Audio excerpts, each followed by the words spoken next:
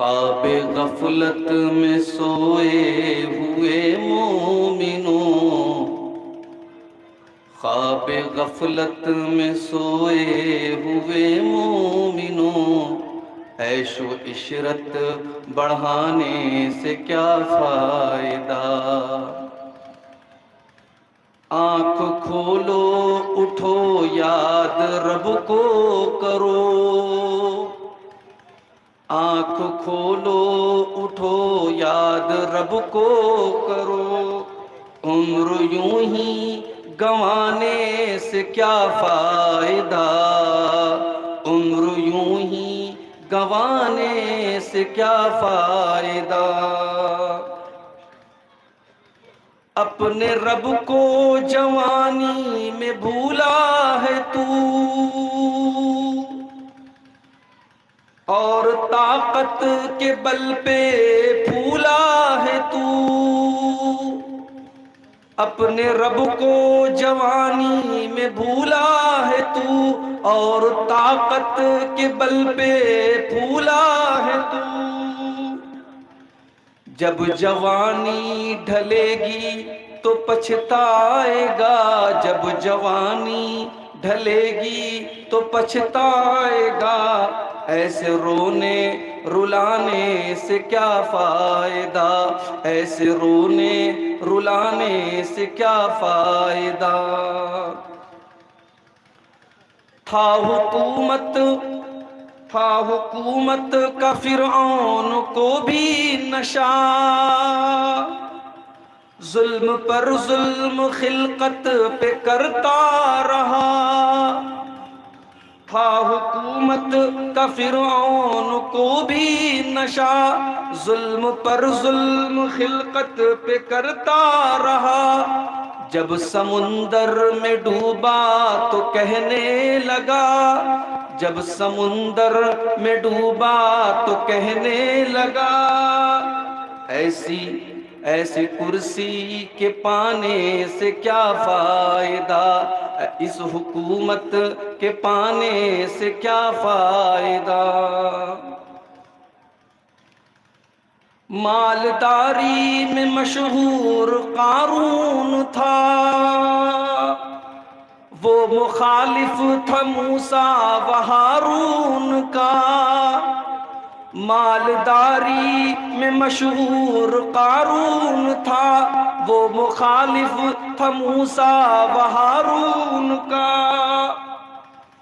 जब ज़मीन में धसाया तो कहने लगा, जब ज़मीन में धसाया तो कहने लगा। ऐसे बेजा खजाने से क्या फायदा, ऐसे बेजा खजाने से क्या फायदा। और आखिरी अशार समात फरमाए, अपनी शोहरत में मोहसिन न तू यूं मचल।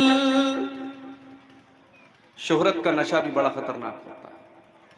कोई शायर है, कोई मुकर्रिर है, शोहरत का नशा भी लोगों को डुबा देता है। अपनी शोहरत पे मोहसिन न तू यूं मचल, एक दिन आ दबोचेगी तुझको अजल। अजल का मतलब मौत। अपनी शोहरत पे मोहसिन न तू यूं मचल, एक दिन आ दबोचेगी तुझको अजल। रूह को साफ कर नेक आमाल कर, रूह को साफ कर नेक आमाल कर। जिस्म ताहिर बनाने से क्या फायदा। जिस्म को पाक और साफ लोग रखते हैं और दिल की सफाई नहीं करते, रूह की सफाई नहीं करते। रूह को साफ कर नेक आमाल कर, जिस्म ताहिर बनाने से क्या फायदा। आँख खोलो उठो याद रब को करो, उम्र यूं ही गंवाने से क्या फायदा। मोहतरम उलमाए किराम, बुजुर्गों और दोस्तों, नौजवान साथियों, पर्दानशीन माँ और बहनों, प्यारे बच्चों, आज आपके इस प्रोग्राम में सच पूछिए तो शामिल होने का कोई इम्कान नजर नहीं आ रहा। इस प्रोग्राम के लिए हमारे अजीज दोस्त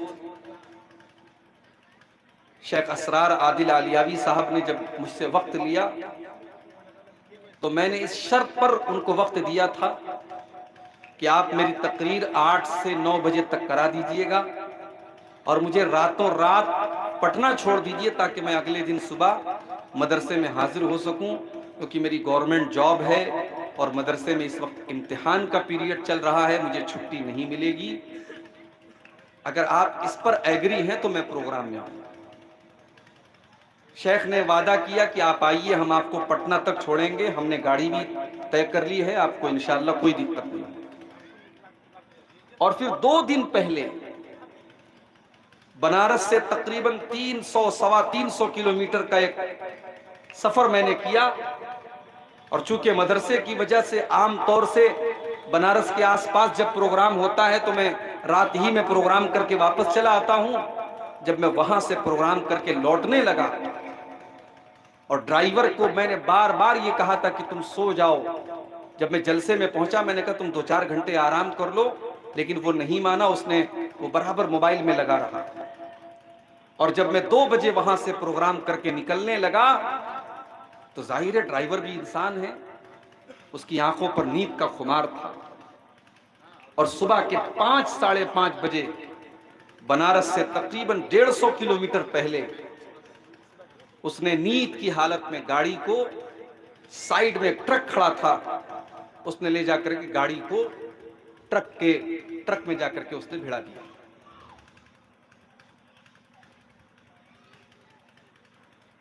आप गौर कीजिए कि 100-120 की स्पीड में कार चल रही है और वो जाकर के ट्रक में जब जाकर के लड़ेगी तो उस गाड़ी का क्या हाल होगा और गाड़ी के अंदर बैठे हुए लोगों का क्या हाल।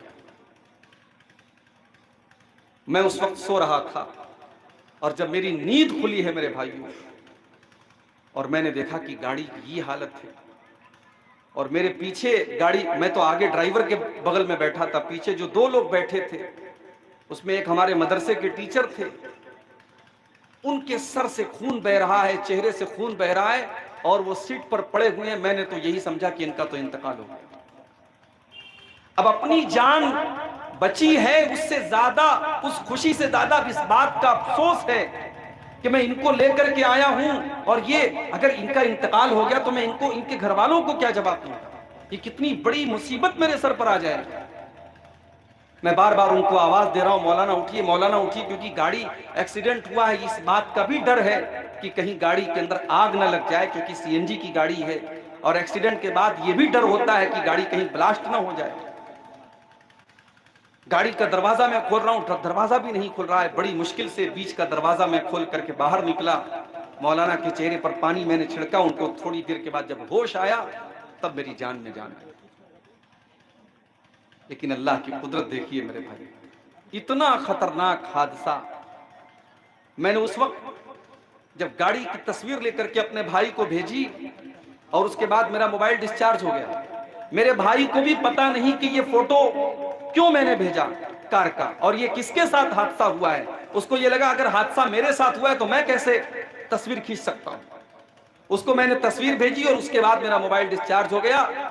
बाद में मैंने दूसरे के मोबाइल से अपनी अहलिया को कॉल किया, अपने घर में कॉल किया और मैंने बताया कि ऐसा ऐसा हादसा हुआ और अल्लाह ताला ने मुझे बचा लिया। और यकीन कीजिए मेरे भाइयों, जब मैं ये बात अपनी अहलिया को बता रहा था, मैं तो बच गया था, लेकिन मेरे हाथ पैर कांप रहे थे और मेरी आंखों से आंसू बह रहे। और जब मेरे घर वालों ने सुना, मेरे बच्चों ने सुना, सुबह के 6 बज रहे थे, सबकी नींद उड़ गई और सबकी आंखों से आंसू बह रहे थे कि ये इतना बड़ा हादसा।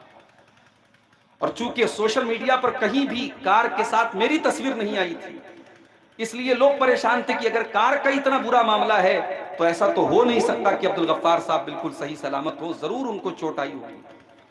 दिन भर लोग मुझे कॉल करते रहे और मैं अपने उस साथी को हॉस्पिटल लेकर के गया, चूंकि उनके सर के ऊपर चोट लगी थी। एक्सरे कराया, सिटी स्कैन कराया, और जब तक ये इत्मीनान नहीं हो गया कि हाँ इनको कोई अंदरूनी चोट नहीं आई है, कोई दिमाग का मसला नहीं है, तब तक मुझे चैन और सुकून नहीं मिला। और उस दिन मैंने दिन भर अपने मोबाइल को साइलेंट कर दिया, मैंने किसी का फोन नहीं उठाया। मैं समझता हूं कि अल्लाह ताला ने एक नई जिंदगी दी है मेरे भाई।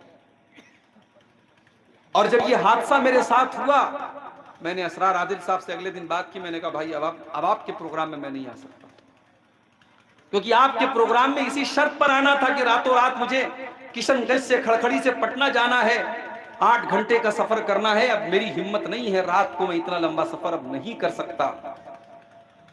शेख ने भी यकीन कर लिया कि अब प्रोग्राम में मैं नहीं आ सकता। लेकिन उसके बाद जब मैं तन्हाई में मैंने गौर किया और सोचा कि जो भी प्रोग्राम मैंने दिए हैं, जाहिर है जहां टाइम दिया है अगर मैं वहां नहीं पहुंचा तो जलसे वालों के लिए बहुत बड़ा मसला खड़ा होगा। और मुझे जहां भी मैं जा सकता हूं, ट्रेन से, फ्लाइट से, आसानी से जहां पहुंच सकता हूं वहां मुझे पहुंचना चाहिए। मेरे घर वाले मना कर रहे थे, मेरी बीवी अभी भी कॉल कर रही, क्योंकि सीने में दर्द हो रहा है, पीठ में भी मुझे अभी तक दर्द हो रहा है। अगरचे मुझे जाहिरी तौर पर चोट नहीं आई है, मगर मैं गाड़ी पर आगे बैठा था, सीट बेल्ट लगाया हुआ था मैंने, और इतना खतरनाक एक्सीडेंट होने के बाद जो झटके लगे हैं उसका असर अभी तक बाकी है। और सच पूछिए तो इस पोजीशन में नहीं हूं कि मैं बहुत लंबी तकरीर कर सकूं, लेकिन फिर भी मैं आया हूं आपके सामने और अल्लाह से इस दुआ के साथ मैं हाजिर हुआ हूं कि अल्लाह ने जो ये नई जिंदगी दी है, और मैं समझता हूं कि अल्लाह ने मौत के मुंह में से मुझको बचाया है। अल्लाह इस नई जिंदगी की मुझको कद्र करने की तौफीक दे, और जिंदगी के जो बाकी दिन हैं अल्लाह ताला मुझे अपनी रजा के कामों में और ऐसे कामों में जिससे उम्मत को फायदा हो, अल्लाह ताला उन कामों में मुझे अपनी जिंदगी को गुजारने की तौफीक अता फरमाए। मेरे भाइयों, अल्लाह ने कुरान में 5 चीजों के बारे में फरमाया कि मैं ही जानता हूं कि वो चीज इंसान के ऊपर कब आने वाली है। इन्नल्लाह इंदहु इल्मुस्साअ व युनज़्ज़िलुल गैथ व यअलमु मा फिल अरहाम। अल्लाह ताला को ही पता है कि कयामत कब आएगी, बारिश कब होगी, कितनी होगी, कहां होगी, सिर्फ और सिर्फ अल्लाह को मालूम है।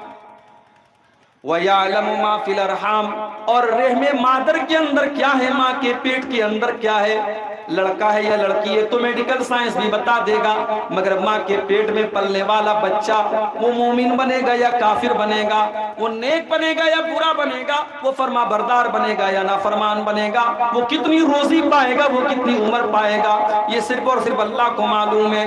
व यअलमु मा फिल अरहाम, रहमे मादर के अंदर क्या है, ये सिर्फ और सिर्फ अल्लाह को मालूम है। वमा तदरी नफ्सुम माज़ा तक्सिबु गदा, और कोई नहीं जानता कि वो कल क्या करेगा। वमा तदरी नफ्सुम बिअय्यि अर्ज़िन तमूत, और कोई नहीं जानता कि वो कहां मरेगा, कल क्या होने वाला है कोई नहीं जानता, और किसको कहां मौत आने वाली है ये भी कोई नहीं जानता। ये तो कन्फर्म है कि मौत आएगी, लेकिन कब आएगी और कहां आएगी। हादसे के टाइम जब मैं सोचने लगा कि या अल्लाह अगर मुझे यहां मौत आई होती तो पता नहीं, अभी मौलाना अब्दुल रहमान साहब हमारे दोस्त, उनका हादसा हुआ मुंबई के अंदर, उनकी लाश आप देखिए, चेहरा किस तरीके से उनका सर फटा हुआ है और हाथ और पैर का क्या हाल है। अल्लाह ऐसी मौत किसी को न दे मेरे भाई कि जिस्म के हिस्सों को इकट्ठा करके घर वालों के सामने जब लाया जाए तो घर वाले सब्र न कर सकें और बर्दाश्त न कर सकें। मौत तो उनको भी आती है जो बिस्तर पे अपने घर पे मरते हैं, और मौत उनको भी आती है जो परदेश में मरते हैं, मगर परदेश की मौत और घर वालों से दूर की जो मौत होती है उस मौत में ज्यादा तकलीफ होती है। कोई नहीं जानता कि वो कब और कहां मरेगा, लेकिन इंसान कितना गाफिल है मेरे भाई, ये जानने के बावजूद कि मौत आएगी और ये जानने के बावजूद कि हमें नहीं मालूम कि मौत कब और कहां आएगी, इंसान लंबे चौड़े प्लान बनाता है कि हम ये करेंगे, हम वो करेंगे। सामान 100 बरस का है, पल की खबर नहीं। इंसान को ये तो पता नहीं कि वो कल जिंदा रहेगा भी कि नहीं रहेगा, और वो 100 बरस की प्लानिंग करके बैठा है, वो जमीन और जायदाद और ये और वो बना के बैठा है, और वो ये भी नहीं जानता कि वो कल जिंदा रहेगा। इसीलिए अल्लाह ताला कुरान के अंदर सूरह वाक़िया के अंदर फरमाता है, ऐ इंसान तू कितना बेबस है, तू कितना कमजोर है, तेरी औकात क्या है। तू अगर अपनी औकात को देखना चाहता है इंसान, तू अपनी मौत के ऊपर गौर कर। ऐ इंसान तू अपनी मौत के ऊपर गौर कर, जब तेरी मौत का टाइम आता है अल्लाह फरमाता है फलौला इज़ा बलगतिल हुल्कूम व अंतुम हीनइज़िन तंजुरून।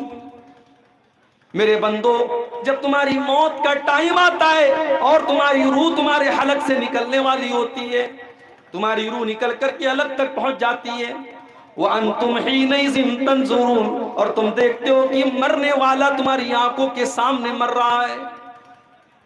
बाप की रूह निकल रही है, बेटा देख रहा है, शौहर का इंतकाल हो रहा है, बीवी बैठी है चारपाई के पास, लेकिन बीवी चाह करके भी अपने शौहर को नहीं बचा सकती, बेटा अपने बाप को नहीं बचा सकता, बाप अपने बेटे को नहीं बचा सकता। इंसान तो कितना बेबस और लाचार है, ये तुझे तेरी मौत बताती है।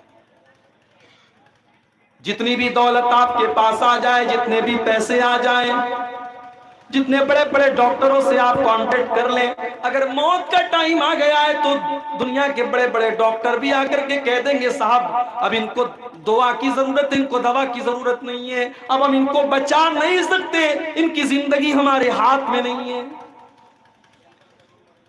फलौला इज़ा बलगतिल हुल्कूम व अंतुम हीनइज़िन तंजुरून। मेरे बंदो, जब जान हलक तक पहुंच जाती है और तुम देखते हो कि सामने वाला मरने की कगार पर है, फलौला इन कुंतुम गैर मदीनीन तरजिऊनहा इन कुंतुम सादिकीन। मेरे बंदो, अगर तुम्हें ऐसा लगता है कि उस मरने वाले के ऊपर किसी का कंट्रोल और पावर नहीं है, मरने वाला आजाद है, वो खुद से जिंदा हुआ है और खुद से मर जाएगा, अगर तुम्हें ऐसा लगता है तो उस मरने वाले को तुम मौत के मुंह से बचा करके दिखा दो, तुम उसकी रूह को निकलने से बचा करके दिखा दो। तुम ऐसा नहीं कर सकते, नहीं कर सकते।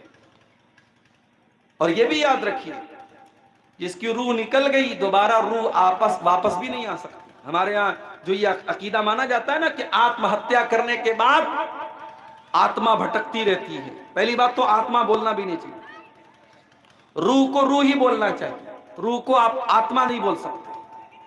रूह के लिए कुरान और हदीस में रूह का लफ्ज आया है।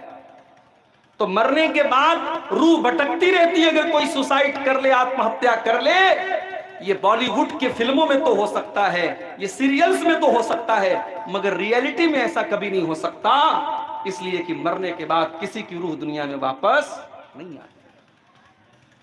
कुरान का 18वां पारा उठा, हत्ता इज़ा जा अहदहुमुल मौत क़ाल रब्बिरजिऊन। मेरे बंदो, जब तुम्हारी मौत का टाइम आता है, बंदा अपने अल्लाह से कहता है कि ऐ मेरे परवरदिगार, तू एक बार मुझे दुनिया में दोबारा लौटा दे, एक मौका और दे दे, लअल्ली आमलु सालिहा, आय अल्लाह तू एक मौका मुझे और दे दे, मुझे दोबारा तू दुनिया में भेज दे ताकि मैं नेक अमल कर सकूं। देखिए, मोहलत भी मांग रहा है बंदा, तो इसलिए नहीं मांग रहा है कि मैं मकान बना लूं, जवान बेटी की शादी कर दूं, बेटे को सरकारी नौकरी दिला दूं, कुछ खेती बाड़ी का काम रह गया उसको पूरा कर लूं, नहीं, अल्लाह से मोहलत मांग रहा है मरने के बाद। तो किसके लिए मांग रहा है? लअल्ली आमल सालिहा, ऐ अल्लाह तू मुझे एक मौका और दे दे, मैं नेक अमल करके तुझे राजी कर सकूं। आज हमें और आपको जिंदगी मिली है, जवानी मिली है, हम और आप समझते हैं कि साहब बुढ़ापा आएगा तो हम नेकी कर लेंगे। अल्लाह ने दौलत दी है, हज कर सकते हैं, उम्रा कर सकते हैं, मगर नहीं करते कि अरे यार अभी तो उम्र की ही कितनी है, अभी ठीक है पैसा है मेरे पास, लेकिन अभी उम्र तो मेरी 30 साल है, 35 साल है, जब 50 के हो जाएंगे, 60 साल के हो जाएंगे, हज भी कर लेंगे, उम्रा भी कर लेंगे। 30-30 साल के जवानों को आज मौत आ रही है, 35-35 साल के जवानों को कैंसर हो रहा है, बदन के ऊपर फालिज का हमला होता है, एक तरफ की पूरी बॉडी पैरालाइज हो जाती है, मफलूज हो जाती है, और चलता फिरता इंसान अपाहिज बन जाता है। मेरे प्यारे साथियों, अगर आज अल्लाह ने आपको तंदुरुस्ती दी है तो इसकी कद्र कीजिए, इसके पहले कि आप बीमार पड़ जाएं। बड़ी जामे हदीस है अल्लाह के प्यारे नबी की, मुस्तदरक अल हाकिम की सही रिवायत है। अल्लाह के प्यारे नबी जनाब मोहम्मद रसूलुल्लाह सल्लल्लाहु अलैहि वसल्लम फरमाते हैं इग़्तनिम खमसन क़ब्ल खमसिन, 5 चीजों की कदर करो, 5 चीजों की कीमत को और वैल्यू को समझो 5 चीजों के आने से पहले। नंबर 1, शबाबक क़ब्ल हरमिक, अपनी जवानी की कदर करो इसके पहले कि बुढ़ापा आ जाए। तुम्हारे बाल सफेद हो जाएंगे, तुम्हारे बदन के ऊपर झुर्रियां पड़ जाएंगी, तुम जरा सा सीढ़ी से फिसल करके गिरोगे, तुम्हारे बदन की हड्डियां टूट जाएंगी, इस कदर तुम कमजोर हो जाओगे कि लाठी लेकर के तुमको चलना पड़ेगा। आज तुम्हारे बदन के अंदर ताकत है, आज तुम्हारे अंदर जवानी है, तो इस जवानी का तुम सही इस्तेमाल करो इसके पहले कि तुम्हारे ऊपर बुढ़ापा आ जाए। वस्सिहतक क़ब्ल सक़मिक, और दूसरी चीज अल्लाह के नबी फरमाते हैं अपनी सेहत की, अपनी तंदुरुस्ती की कदर करो इसके पहले कि तुम बीमार हो जाओ। कभी कभी मैं भी महसूस करता हूं कि रात रात